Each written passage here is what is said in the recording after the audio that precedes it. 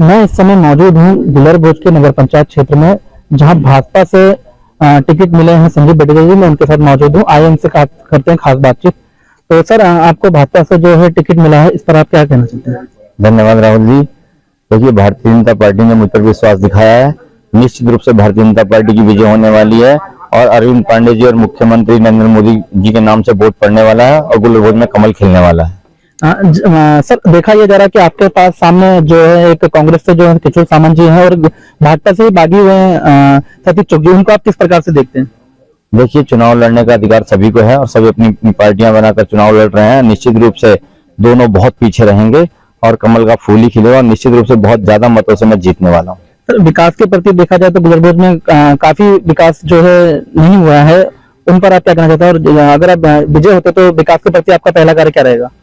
नहीं, देखिए, विकास कार्य माननीय विधायक जी के उससे बहुत हुए हैं। जैसे गुलरभोज बचाने का कार्य उन्होंने किया, जिस समय गुलरभोज टूटने वाला था, मशीनें आ गई थी, तो निश्चित रूप से माननीय मंत्री जी ने उस समय, विधायक जी थे उस समय, और गुलरभोज को बचाने का कार्य किया था। और गुलरभोज बचाने का ही कार्य नहीं किया था, उन्होंने 310 मकान देकर और शौचालय देकर गुलरभोज को बसाने का कार्य भी उन्होंने किया था। और सड़कें बनाई है, डेस्टिनेशन बनाया है, और मतलब जो है बहुत सुंदर गुलरभोज अपने विश्व के अलग पटल पर चमक रहा है। और जो विकास कार्य रह गए हैं, अभी विकास कार्य कभी खत्म नहीं होते हैं। निश्चित रूप से नए घर बनते हैं, नई खड़ंजे, नए रोड बनाने पड़ते हैं।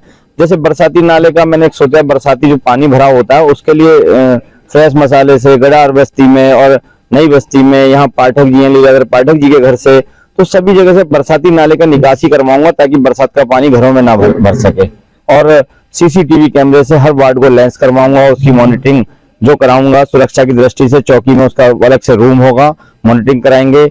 और तीसरा विषय ये रहेगा उसमें कि जो है दो चौकीदार हर वार्ड से रखे जाएंगे सुरक्षा की दृष्टि से। उन्हें टॉर्च दी जाएगी, वर्दी दी जाएगी और रात भर वो जागते रहो के जयकारे भी लगाएंगे और इससे रोजगार भी मिलेगा उनको। सर, देखा यह जा रहा है कि आपके ऊपर आरोप भी लग रहे हैं कि आप संजीव बटेजा तो बाहर के हैं, उनको क्यों वोट दें, ऐसा लोगों का कहना है। तो इस पर आपका क्या कहना है? नहीं नहीं, गुलरभोज का एक कार्यकर्ता मेरे साथ है और निश्चित रूप से आप जहां बैठे हैं, मेरा इतना बड़ा आवास है, इतना बड़ा यहाँ पे जगह है, मेरी दलपुरा में जमीन है, मेरी गुलरभोज में जमीनें हैं मेरी, और निश्चित रूप से मेरा सारा कारोबार यही है और इसलिए मैं यहीं का निवासी हूँ, यहीं पे मैं वोटर हूँ। और निश्चित रूप से रामलाएं मैंने कराई है, अभी इस बार मैंने एक नई रामला शुरू कराई और गुलरभोज की रामला में मेरा बड़ा योगदान रहता है।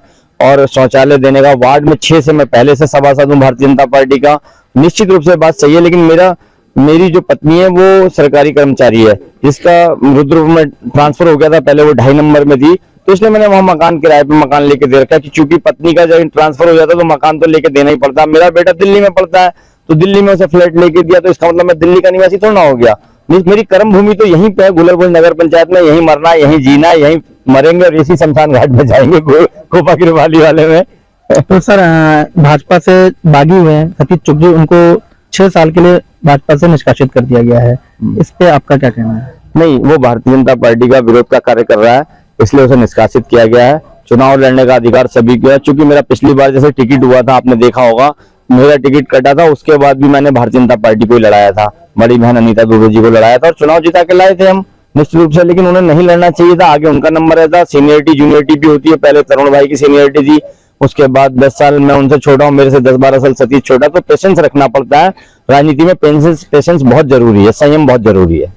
सर, मेरा आखिरी सवाल है, जनता आपको वोट देगी तो किन मुद्दों पे लेकर वोट देगी और क्यों वोट देगी आपको? देखिए, जो मकान बचे हुए हैं मेरे वार्ड में 6 में 7 में, जो अलग से एरिया हमने जुड़वाया था वो रुका हुआ है अभी वो कार्य, उसको निश्चित रूप से 1-2 महीने के अंदर बैठते जीत के आऊंगा, तो 1-2 महीने के अंदर पूर्ण करने का कार्य करूंगा।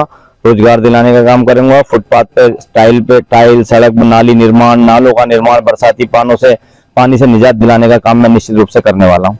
तो ये थे हमारे साथ भाजपा प्रत्याशी संजीव बटेजा जी। इनका साफ तौर पर कहना यह है कि अगर ये विजय होते हैं तो यहाँ पे विकास की जो है गंगा बहेगी। ये तो आने वाला वक्त बताएगा, फिलहाल के लिए आप बने रहे।